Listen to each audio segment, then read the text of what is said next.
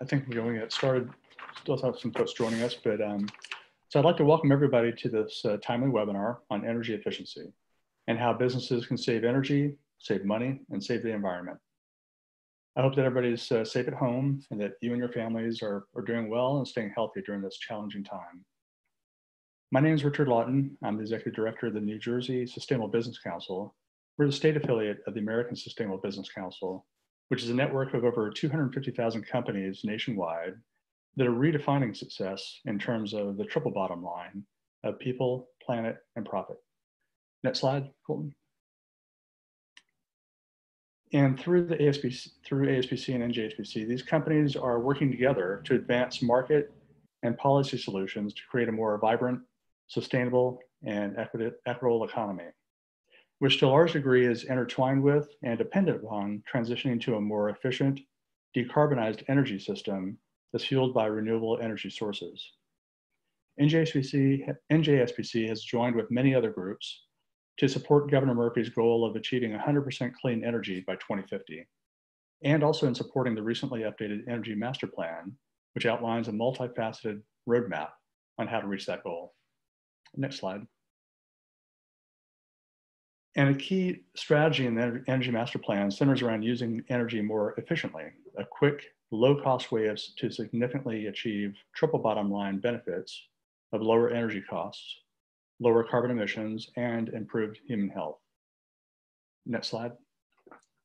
So I'd like to thank today's presenters, Mike Manzik with the New Jersey Clean Energy Program, and Erin Cosgrove with the Energy Efficiency Alliance of New Jersey for sharing their expertise with us by providing an overview of current programs that businesses can benefit from, and also how to get involved in shaping future programs. So I'd like to, before we get started, I'm gonna hand it over to Mike first. He'll start, just kind of cover in terms of asking questions. If you look at the bottom of the screen, you should see a box down there that says Q&A. During the presentation, we'll have a time at the end of the presentations after Erin finishes to have any questions, address any questions you may have. But anytime during the presentation itself, feel free to click on that box, Q&A, and type in your question. And then I'll get to that toward the end of the presentation. Please be sure to use the Q&A box, not the chat box for asking questions, okay? So Mike, I'm gonna pass the baton to you, okay? Okay, thank you, Richard. Can everybody hear me? Yes. Okay. Good afternoon, everybody. My name is Mike Manzik. I'm with New Jersey's Clean Energy Program. I'm the Regional Account Manager for Northern New Jersey. I'd like to welcome you all to this webinar, and I'd like to thank Sustainable Business Council and the Energy Efficiency Alliance of New Jersey, as well as the Nature Conservancy for sponsoring this timely piece of information.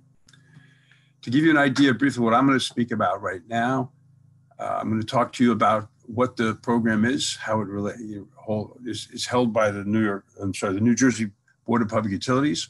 We'll talk a little bit about what the program's actually done. We have some hard results we can share with you. And I'll be describing to you in general terms the program categories which the portfolio of New Jersey's Clean Energy Program provides. We're going to spend the most time talking about what commercial industrial programs, that is, what programs are available for businesses, because those are the programs that are up and running as we currently operate this year, and they will continue to operate. And we'll finish off talking a little bit about financing, and I've got some other slides toward the end where we can describe ways to get more information if you need additional help. The New Jersey Clean Energy Program is administered by the Board of Public Utilities, the Division of Clean Energy. It is a program which is funded by everyone who pays a utility bill to a regulated utility. That is an electric or gas company, which is regulated by the Board of Public Utilities for the state of New Jersey. The program itself is designed to provide educational information, to help people change behaviors, to provide opportunities for all residents to reduce their energy usage and lower their costs, but primarily to protect the environment and lower emissions. And as Richard mentioned, the opportunity to provide assistance meeting the governor's goal of 100% clean energy by the year 2050.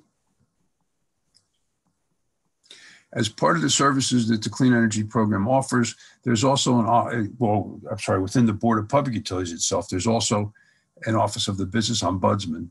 The Business Ombudsman is the liaison between the energy users in the state, specifically business entities, and the state offices to help with resolving any issues, answer questions where they may occur, and provide informational sessions as well.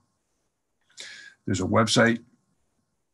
The email address as it's listed on the slide here can be reached directly if there's any issues or concerns that need to be raised. In brief, I wanted to describe to you what the program performance has done. It has provided a significant amount of real world results. The Clean Energy Program in fiscal year 2019 actually has provided over 131,000 applications processed.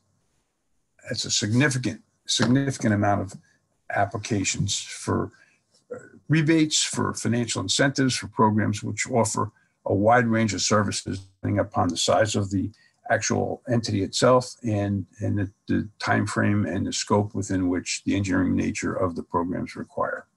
Energy savings are basically delivered through efficiencies, is how they're measured. We've seen significant efficiencies last year in generation, specifically renewables, CHP fuel cells, electricity savings, as well as natural gas and other savings. Over $136 million were paid out in fiscal year 2019. The real world results, I have a hard time saying that this afternoon, the real world results the program provides is that it has eliminated enough CO2, as we see here on the slide, to remove 96,000 cars, more than 7.4 million trees, and it has importantly eliminated over 450,000 metric tons of greenhouse gases. The programs which are offered are basically a number of different program categories comprise the portfolio. In broad headings, we've got renewable energy, specialized energy efficiency programs, commercial industrial programs, which is where we will spend the bulk of our time discussing it this afternoon. I will spend the bulk of our time this afternoon. Distributed energy resources, as well as residential programs.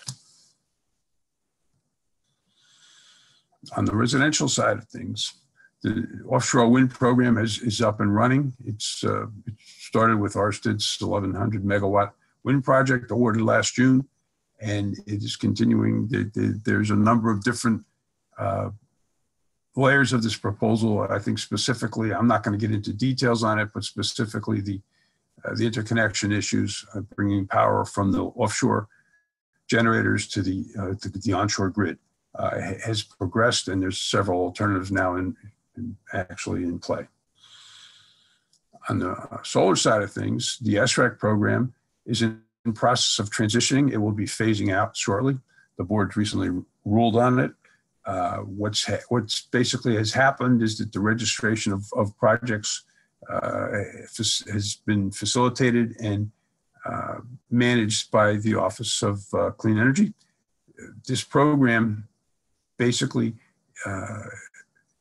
is on the way to being, what's the word I'm thinking of? It's going to be ending. The end of April is what was proposed, and it will be transitioned into a transitional renewable energy credit program.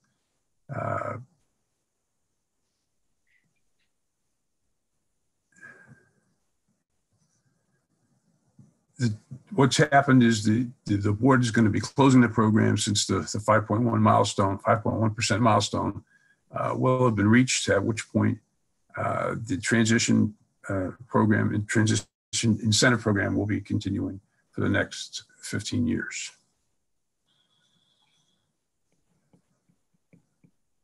The other renewable energy program, which is up and running, is the Community Energy Solar Program. Community Solar Program, which allows for individuals and entities that do not have direct access to putting up solar panels, or perhaps live in multifamily housing, to participate in the benefits of solar energy through host projects which have been actually approved by the board, most recently this year on the initial phase of registration. This program is getting going, and it's still in development, but the program is in process and is running.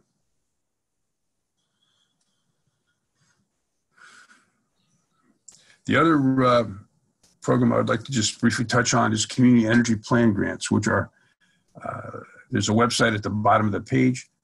You can get to, I'm sorry, that's not for the community energy plan grant. The particular community energy plan is designed to allow for entities to apply for a grant to strategically involve all aspects of a municipality, possibly a county, various entities to combine into achieving all kinds of efficiencies in all different uses of water consumption, lower emissions, to provide for transportation impact, low carbon vehicles, as well as incent building operations and source renewable energy. The one program and the one energy plan grant that I've heard has been approved and actually publicized was the one done for Bergen County, which I believe was up to $25,000 of a grant. The unique thing about this community energy plan program is it can be attached to other similar plans. Plans can join together and create larger plans. So if, for instance, a county has a plan approved, you might have several entities, local municipalities in town, which would want to do the same thing and which could also latch into it and become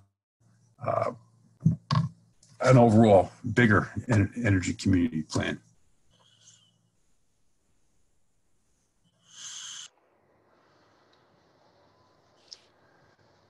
I'm having trouble with your slide here. Okay, the portfolio of programs that I'm going to talk to you about is the commercial industrial programs. And this collection of categories here is primarily, we've narrowed it down into measurement and audits, comprehensive programs, single measure programs, and distributed energy resources.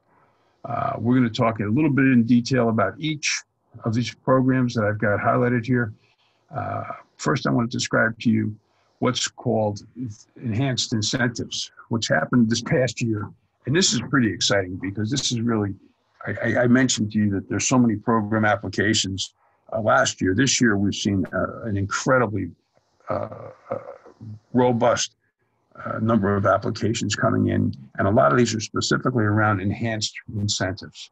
Okay, programs are giving enhanced incentives if they're offered to buildings or buildings take part in the program, if they're located in an urban enterprise zone or an opportunity zone, if they happen to be owned or operated by a local government, or if they're owned or operated by a K through public school system, schools.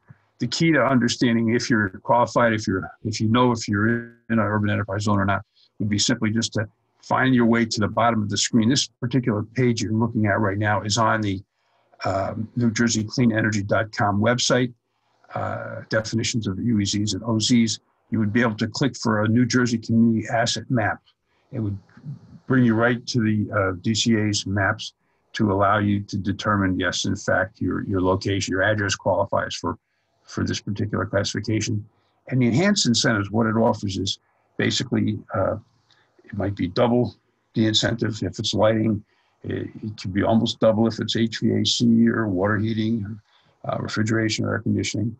If you're participating in a direct install program, you might be able to, instead of getting up to 70% of a benefit, you might be able to qualify for up to 80% of the benefit in terms of the incentive program.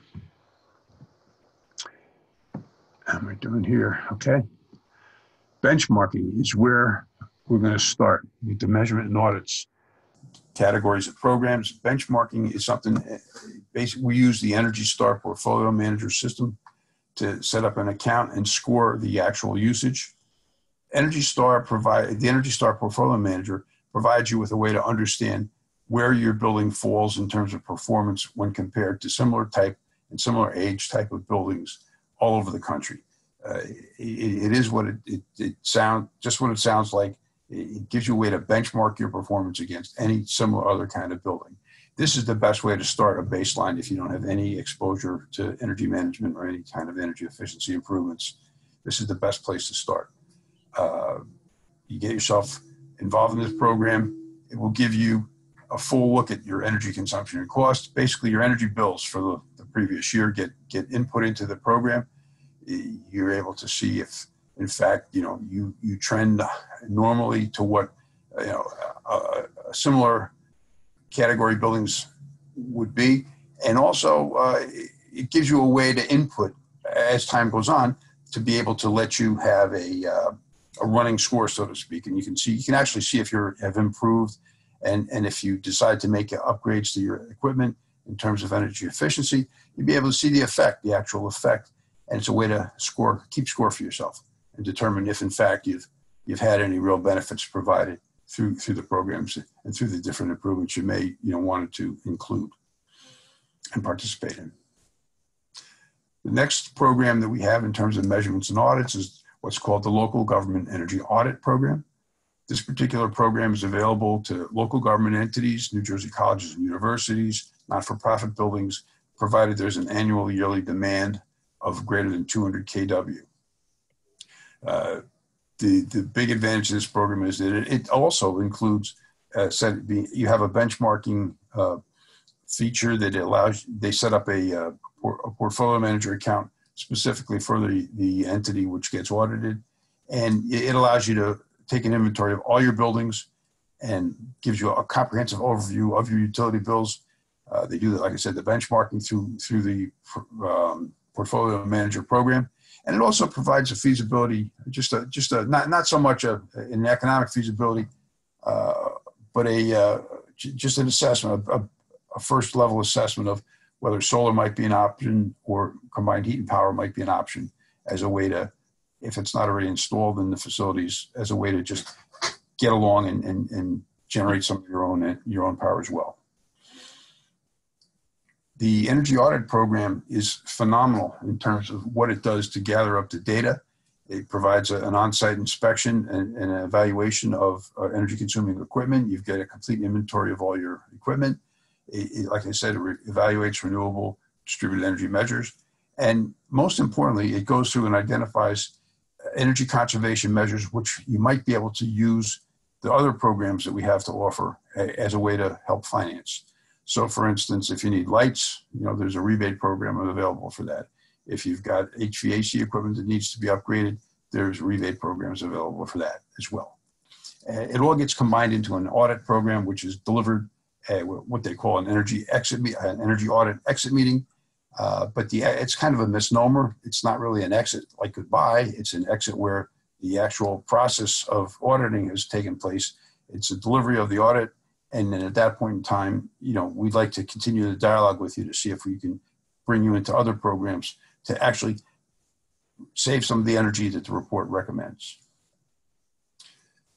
Okay. The next batch we're going to talk about is the comprehensive programs. And this is a series of more or less whole building type programs, or programs which provide specific niches with programs that program benefits that do not apply generally, but to within specific categories of customers. So large industrial commercial users have paid a lot of money into the societal benefits charge within the previous 12 months. On average, most of these customers are generally, spend more than $5 million a year on their energy bills. Demand on average of all facilities will exceed 400 kW or 4,000 decatherms for natural gas side of it. And the idea is to let entities self-invest in energy efficiency, whether they want to get into the generating side of combining heat and power and fuel cells, but they have the ability to bank up for over 2 fiscal years. They can basically accumulate the money that they spend in terms of the clean energy funds that they pay via the SBC. They'll be able to, if they don't spend it in 1 year, they can roll it into the following year. Maximum incentives per year, we're talking about per entity, $4 million in terms of incentives, which is a lot of energy savings programs. 75% of total project cost, or 90% of their total contribution or annual energy savings costs. Basically, it runs out at about 33 cents a kilowatt hour or $3.75 a therm, which it's a pretty good value if you compare it to what you're actually paying in term, to the utility companies on average. The details on the large energy users are that it runs the program enrollment has to take place via submission of an application. An energy savings plan has to get submitted to our technical staff who will review it and approve it. Once it's final, it has been approved, incentives get reserved, and you can go about installing. And at that point, once the installations are completed and depending upon the dollar amounts verified that they've been performed, incentives get paid out. This is for the largest energy users. A lot of companies think they're large energy users, but look at your bills. If you're spending $4 to $5 million a year, you're considered a large energy user for purposes of our program. The next program I'm going to talk to you about, and this has a little broader application, is the pay for performance programs. There's two types, one for an existing buildings and one for new constructions. The key is that there has to be more than one energy measure with a minimum savings of 15%. It's reserved for energy users with an annual peak demand of over 200 kW for the previous year, or if it's new construction and they've not had a meter to measure energy usage on, they're going to want to have 50,000 square feet or greater of planned new construction. The key about this program is that you would use what's called a participating partner, a pay for performance partner, who will streamline the program for you and actually they will act as a general contractor, as it were, steering you through this program, managing the paperwork and doing all the legwork effectively. Okay, the caps here are, I described to you earlier, UEZs, enhanced incentives. The caps for enhanced incentive participants are up to 80%, compared to the 50% of project costs for up to $2 million a project. So we're talking, $4 million per entity on an annual basis, as well as incentive payments that can be doubled, okay, for enhanced incentive customers. The timeline on your pay for performance is going to vary. I would say on average, these programs can run between 2 and 3 years between the actual enrollment and the actual total verification of savings, depending upon how construction goes. But I mentioned to you that you work with a partner. The partner is the entity that provides the energy reduction plan. They develop it and they submit it for approval. Upon approval, and the first part of the incentive gets paid. Incentive number one gets paid. Upon approval, construction can begin. Procurement goes out, jobs get set up, installation gets completed, it gets verified, and upon receipt of the verification, incentive number two, gets paid out. And that just can be up to 25% of the project cost. At that point, since this program is in fact called Pay for Performance, you've got to verify the performance. So once the construction has been completed and the building is in full operation, savings are verified at that point after a year's worth of utility bills are analyzed. The partner is, again, the entity that provides the analysis, does a comparison of performance versus the energy reduction plan, and provided it meets the conditions that are required for the program, the third incentive is paid out. You'll notice that the enhanced incentives for the buildings in a UEZ, OZ, or local government can receive up to 40% of the project costs. This is significant.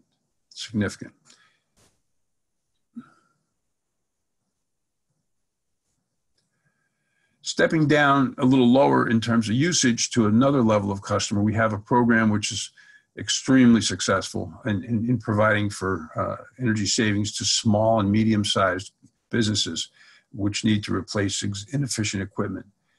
Generally, annual demand is less than the average annual demand is less than 200 kW in its previous 12 months.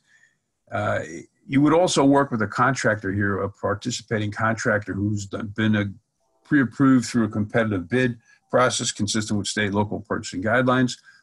They provide the walkthrough evaluation and guide users through all phases of the program. They do provide a turnaround process. You don't, in other words, the customer doesn't have to do anything other than sign the proposal and engage with the contractor. The contractor provides the material which is purchased in bulk through the state process, and costs are controlled in a very tight manner. Typically, we're talking about $125,000 project cap. However, UEZ entities enhanced incentives are up to $250,000 per project, and on an entity level, on an annual basis, $250,000 per entity. If it's an enhanced incentive, goes up to $500,000 per entity, which is good in the sense of looking at, it wants to apply for an ESIP. I misspoke. On the enhanced incentives, we're talking about a $4 million cap. So local governments, schools, that's where these can really benefit, and these have been benefiting this past year in terms of the incentives available. This is what we just talked about. I said the incentive funding up to 80% is. Oh, the key here is also that there's nothing out of pocket for the customer to worry about. They just pay the balance of what's not covered by the incentive to the contractor. The contractor handles all the direct paperwork with the state.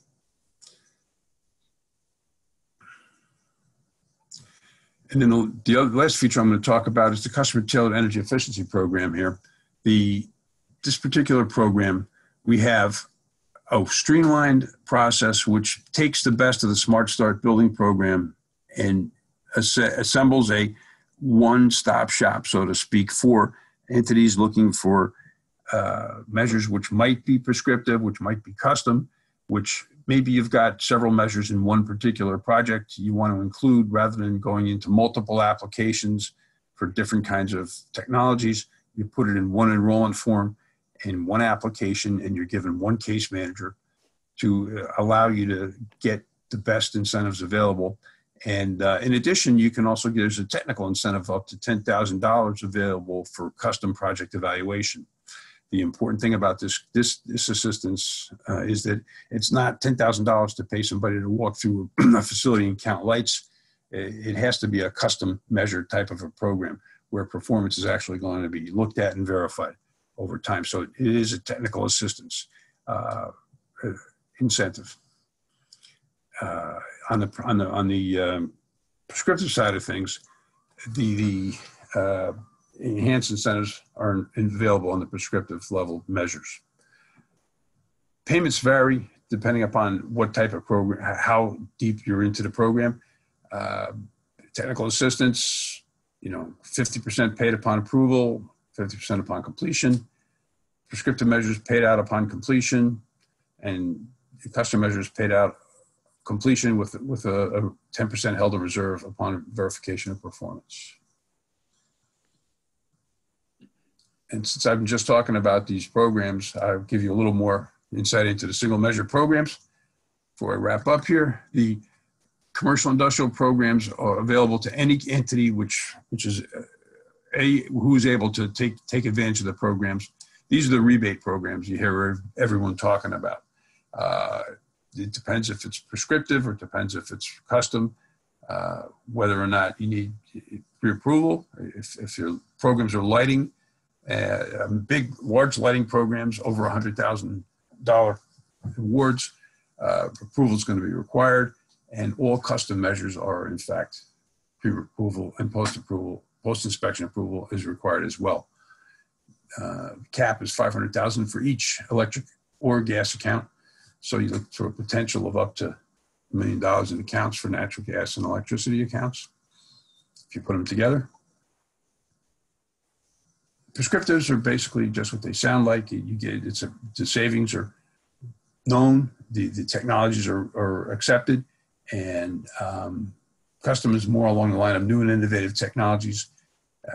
Projects have to have minimum first-year savings of 75,000 kilowatt hours or 1,500 therms, and inspections are required.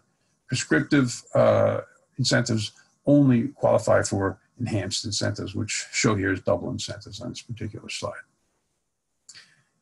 And I'm going to move through these fairly quickly. This combined heat and power program for fuel cells, as well as for just your basic CHP engines. The incentives here, depending upon how the total cost cap of a project, we're looking at up to $3 million, depending upon technology.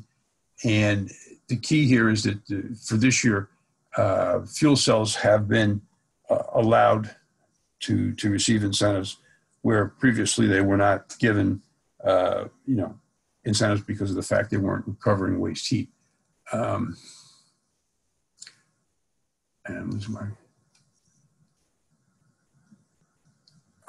on the microgrid side of things,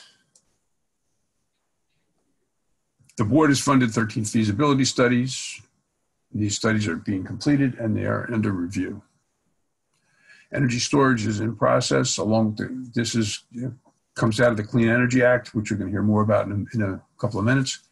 The study has been performed and assessing resiliency, effects on ratepayers, et cetera, to provide optimal points of entry as well as determine cost benefits. The real big change that we've been hearing about has been electric vehicles. And this is where the governor has outlined a significant amount of programs to encourage electrical vehicle use. The U.S. Department of Energy is providing some of the funding for this. Various forms of ride sharing and ride hailing are being investigated with a key focus on how to adopt EV in urban areas and underserved communities. EVs are also included in the state purchasing contract, and the new grant program is up and running, depending upon if you've bought your car, when you bought your car, and it will be moving forward until funding is expended. Specific questions can be answered at this particular email address on the slide here, EV programs to the New Jersey, at the bpu.nj.gov. Thank you. And this, and we're going to talk, this is particulars on electric vehicles. What I'm going to do is I'm going to move quickly into the financing mechanisms here.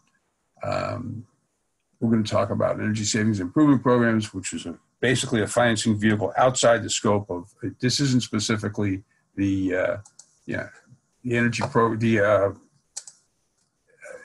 energy program per se. It's, I lost something here.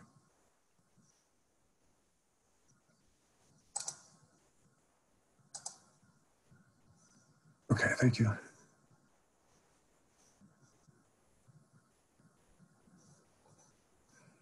Financing is available for government entities.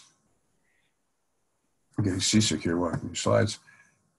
It's a way to provide energy savings that pays for the actual capital expenditures. It's administered directly by the Board of Public Utilities. It leverages to pay for the cost over a 15-year contract. Doesn't require outside bonding. I'm sorry, it doesn't require new bonding or outside. It is outside of the capital budget, and it does not count as debt or require voter approval. This is something that you could get more information directly from the Board of Public Utilities. And speaking of more information, I'm going to finish up just to give you this website. New Jersey Clean Energy Learning Center is available anytime if you want to upgrade your own education in the forms of courses and videos, but it's available in conjunction with New Jersey Institute of Technology, njcelc.com. And so with that, I want to thank you for your time. I believe these slides will be available. I think the recording as well. Thank you for your time. Mike, thank you. Yeah, thanks for that overview of definitely a robust portfolio of programs. I'm going to hand it over to Erin Cosgrove, where she's going to pick it up and talk about what we can do to make the energy efficiency programs even more effective and how businesses can get involved in helping to to shape programs and policy improvements going forward. Before I hand it over to Aaron, I just want a quick reminder for those who'd like to ask any questions. If you scroll down or if you move your cursor down to the bottom of the screen, you'll see a little box in the middle there that says Q&A. Feel free to type in any questions you have during the presentation. After Aaron finishes, we'll be able to address those questions. And as Mike alluded to, we will make these slides and the webinar available to everybody afterwards. We're recording it. So, Aaron? Oh, yep. Can everyone hear me okay? Yes. Okay, great. So my name is Erin Cosgrove. I am Policy Counsel at the Energy Efficiency Alliance of New Jersey. And just to give you a quick background, the Energy Efficiency Alliance of New Jersey is a trade association for the energy efficiency industry. Together with our sister organization, the Keystone Energy Efficiency Alliance, we represent over 70 business members who provide energy efficiency products and services. And this accounts for more than 30,000 New Jersey jobs. The energy efficiency industry, just to give a little bit more background on the industry itself, is a diverse range of professions from contractors and manufacturers to engineers, architects, and software developers. And we really focus on our work is good for not only our businesses, but also for the environments and for consumer savings in the states. So with that said, I will go into our presentation. So if we could go to the next slide. Great, thank you. So today I'm going to be going over kind of a roadmap to New Jersey energy efficiency policy and giving an overview of what the kind of legal pillars are for EE policy in the state, where regulations and programs will be coming from, which will include some new opportunities to look for and how and when to get involved in the regulatory processes for each. So next slide. Great, so this slide shows you kind of the key policy areas for energy efficiency in New Jersey and what those areas kind of trigger for businesses. So the three big areas are the Clean Energy Act, the Energy Master Plan, and also kind of the regional greenhouse gas initiatives. Which I realized I spelled wrong. So greenhouse is one word. I apologize for that. So each regulation or law kind of impacts energy efficiency or instructs its growth in different ways, which I'll kind of go over in the presentation. But they all provide two main opportunities for businesses, which are utility run energy efficiency programs, which are going to kind of be very similar to the clean energy programs that Mike talked about, but expanded all across the state. And that's going to be done under the Clean Energy Act. And then they also provide for financial opportunities through kind of using the power of state policy and administration to leverage private capital to help kind of fund energy efficiency or clean energy projects at a lower rate for businesses. So with that kind of just general overview, we'll go to the next slide. Great, and I wanted to kind of just give an overview too, because New Jersey is at the beginning of defining like what its energy efficiency programs will look like. And so these next two slides are just kind of give you an idea of where New Jersey can grow its energy efficiency in the state. The graph to the left is from the Optimal Energy Potential Study, and it shows you various commercial end uses that energy efficiency can impact. This includes changing like interior lighting, refrigeration, ventilation, appliances, and water heater. And these would be through programs such as rebates or on-bill financing that would be offered through your utility once these programs are up in place. And so for the next slide, too. Great, and then this slide goes through potential avenues for energy efficiency opportunity just by different sector. So this includes such as grocery, food service, retail, warehouse, small business opportunities, small retail, and lodging, all which can lead to significant energy savings in the state. And to the right of the screen, I just kind of wanted to give an example. This is an infrared audit. So it kind of looks at where the building is outputting energy or kind of like your heat or cooling. And so energy efficiency would kind of just go in and we can seal the doors, we can change the HVAC system and change the windows, and all of that can help lower your energy usage and lower your bill. So those are just kind of two general overviews of different ways energy efficiency can impact your business. So next slide, please. Great. So first, I will go into the Clean Energy Act and Utility Energy Efficiency Program. So the Clean Energy Act was signed in 2018, and it mandates that utilities reduce their electrical usage within their territories by setting what we call in the industry an energy efficiency resource standard, which is basically lingo for a statewide goal. So every year, the electric utilities have to reduce their usage by 2%, and the gas utilities have to reduce their usage by 0.75%. And they have to do this through programs that the utilities will implement themselves. But this law is administered and implemented by the New Jersey Board of Public Utilities, who is the agency that will put the guidelines and parameters for these programs out that the utilities then have to follow. And just also to kind of flag for the small business community, they have recognized that small businesses are a specific sector to encourage programs for, because they have kind of different financing and accessibility needs. So it is really great for people to kind of get involved in this process and highlight maybe different areas where you'd like to see programs help you out. So next slide, please. Great. So this slide is basically kind of an overview of how utility energy efficiency programs can benefit businesses on a very sort of general approach. So basically the issue that these programs try to address is that companies need like short payback periods on investments, incentives, rebates that are kind of reduced, and they don't have that much availability of upfront costs for capital investments. And so in order to combat these financial issues, utility programs are encouraged to do things such as incentives and rebates that will reduce upfront costs and payback periods for capital investments, and to create programs with on-bill financing for costlier projects. In some states where they have on-bill financing programs, they've actually made it so that the energy efficiency you're saving for the project is replaces your cost for the project. So it almost doesn't even look like you have paid for the project. So they have really great and creative ways where utilities can work with their financing and bills and your current energy needs to find ways that you can always kind of incorporate energy efficiency into your business.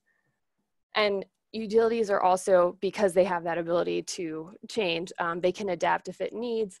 And onwards, after we have laid the groundwork in New Jersey and kind of started these programs that change just kind of like rebates and incentives, we can then go on to custom and behavioral programs that are targeted towards specific needs and actually will help us all kind of reduce things like peak demand and energy usage at specific times of day. So it's another exciting territory of energy efficiency that we won't hit on here, but is in the pipeline. So the next slide.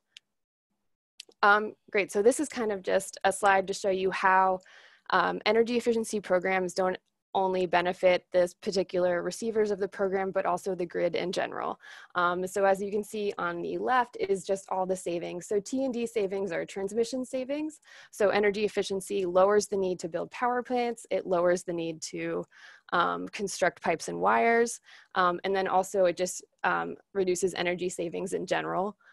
So it's just something that benefits everyone and lowers the cost, not only for the person who actually receives the benefit. Next slide. Great. So this is a slide that just kind of goes through the timeline for Clean Energy Act energy efficiency programs. Right now, the BPU has put out their final straw proposal, which does highlight small businesses, but it doesn't really go into what the programs will look like. So if anyone would like to put input into what they should look like, or certain territories that you think is that need more attention, or certain sectors of businesses that need more attention, that's the kind of thing where you could comment on the straw proposal, and those comments will be due by April 13th, 2020. The next major timeline for this implementation will be May 2020, where the Board of Public Utilities will vote on the proposed programs. And then finally, summer and fall, utilities will be filing their plans, which will include what small business programs they will be offering. And then May of 2021, which is a little way away, but is coming, programs will actually start to begin to be stood up, and you can start to take advantage of these great opportunities that we'll have in the state. So next slide, please. Great, so now I'm going to talk about how the New Jersey Energy Master Plan regional greenhouse gas and the regional greenhouse gas initiatives kind of come into the energy efficiency space. And both of these programs this will kind of focus on financial incentives, but I want to make sure that everyone understands that the Energy Master Plan is it's basically kind of the governor's vision for how energy should go for the next 10 years of the state. So it touches on everything. So the Clean Energy Act and the energy efficiency programs are in the Energy Master Plan, just to kind of give everyone a lay of the land. But this is just kind of like a guideline for how different sectors of the government are going to work together to achieve the pathway or the clean energy by 2050, like as Governor Murphy has seen it. So if we could go to the next slide, please. Great. So I kind of wanted to give an idea of what exactly is in the Energy Master Plan, so you can just see how encompassing it is. And for our purposes, we're just going to be focusing on the two bolded items: maximizing energy efficiency and conservation, and reduce peak demand. And that lays out the Clean Energy Act and energy efficiency programs, as well as what we call CPACE, which is a financial incentive, which I'll be going over next. And then also the sector on expanding the clean energy innovation economy also goes into both of the financial opportunities I'll be discussing, which are CPACE and Green Bank. So next slide, please.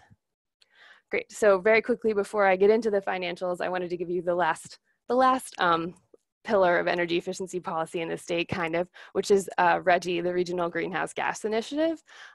This is a regional cap and trade program that reduces the emissions of carbon dioxide. And basically the money from the cap and trade program is given back to the state to do what the state kind of deems is needed to invest in clean energy. And New Jersey has identified financial incentives for business to invest in energy efficiency as a priority of this program.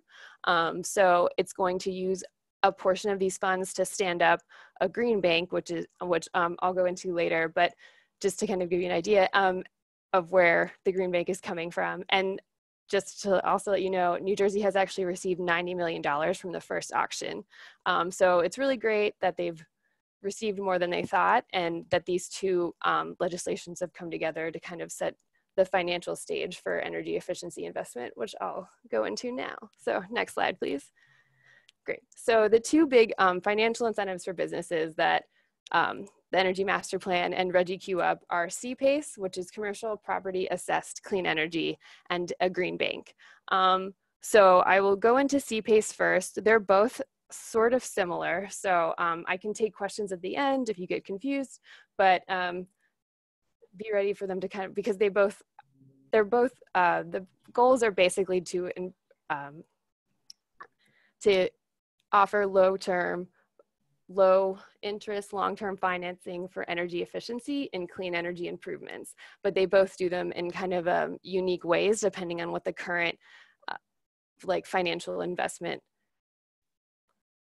sector looks like, and also what the state needs. So Commercial Property Assessed Clean Energy, or CPACE, actually attaches,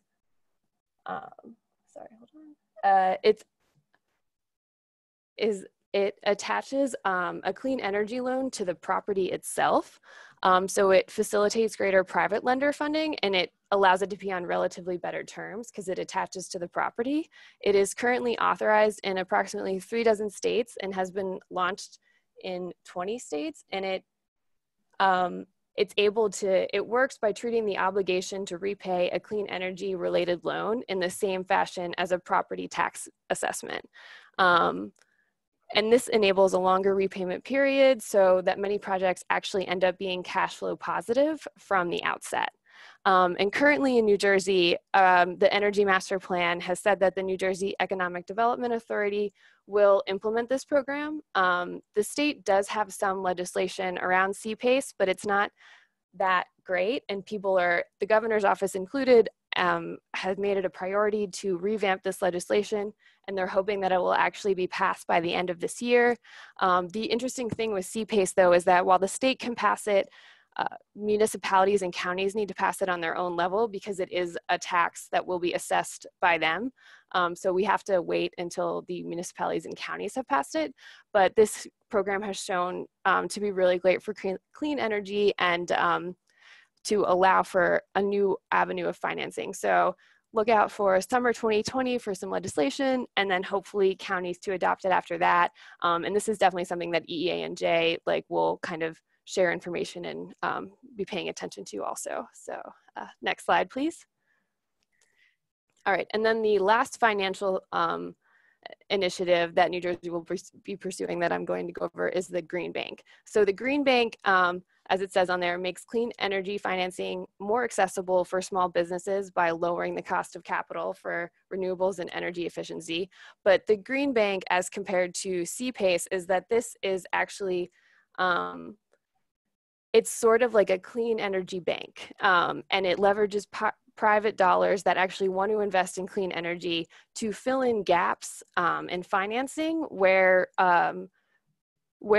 right now, like the state doesn't have it, or the certain entity who's trying to invest in the clean energy or energy efficiency doesn't have it. So this is kind of a,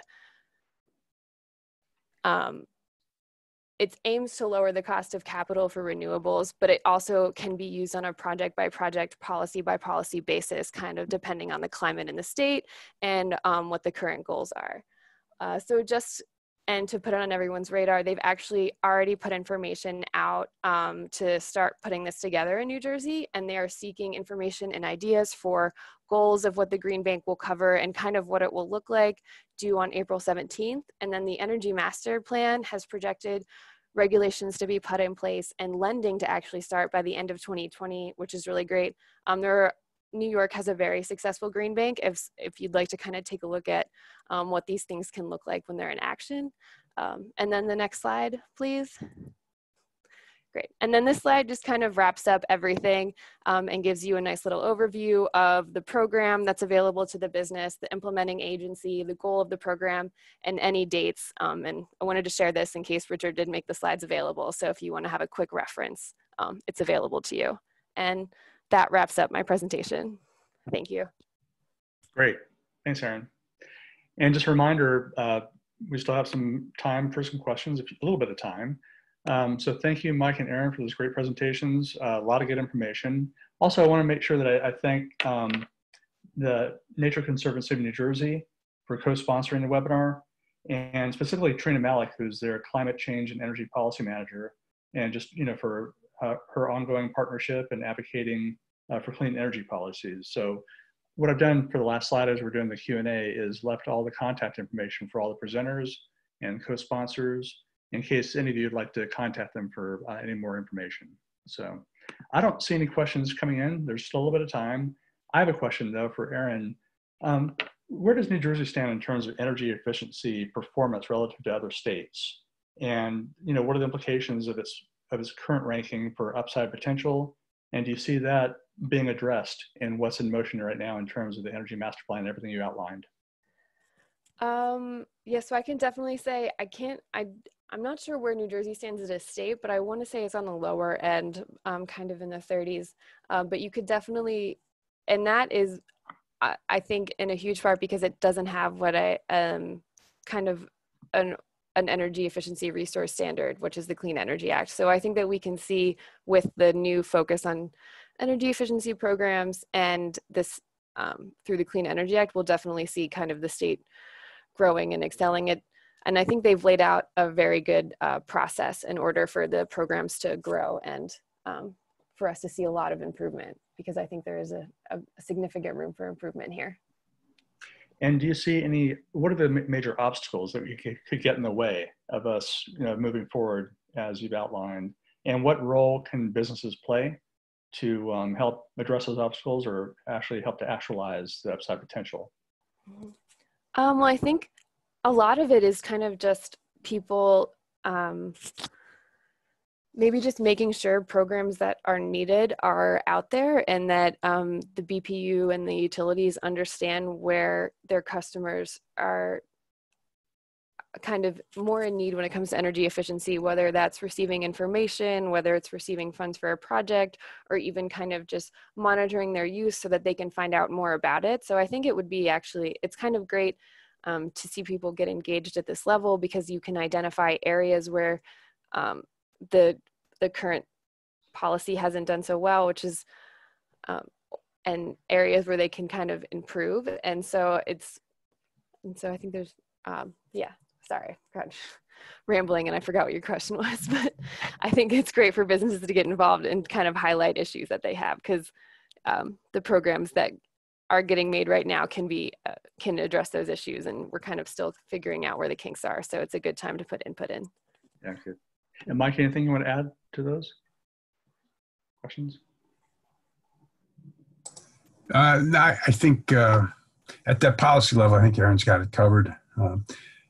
We've been seeing a growth in program activity over the year, but I'm not sure where we're going to fall out with the effects of what's happened, with the virus that's slowing down a lot of the work. So actual results are going to be telling, but I totally agree getting involved, totally agree getting your comments heard, make your comments known to the board, engage, absolutely engage if you want to have an impact. I agree with that 100%. Good. Well, Mike, Aaron, thank you both again. Trina, thank you